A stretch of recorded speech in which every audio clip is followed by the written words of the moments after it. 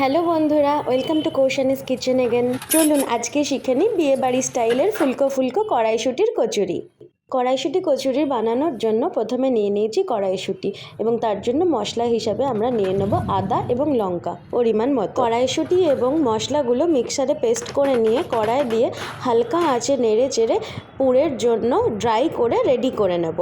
এরপর পরিমাণ মতন ময়দা নিয়ে ভালো করে মেখে ডো বানিয়ে নেব। কড়াইশুঁটির পুরটি ডোতে ভরবার সময় খুব সাবধানে ভরবো। ভালো করে চেক করে নেব পুরটি কোথাও দিয়ে যেন বেরিয়ে না যায়। আর হ্যাঁ, কড়াইশুঁটির মিক্সচারটি কড়াইতে ড্রাই করার সময় পরিমাণ মতো নুন চিনি দিয়ে নেব এবং খুব লো হিটে আমাদেরকে ড্রাই করে নিতে হবে।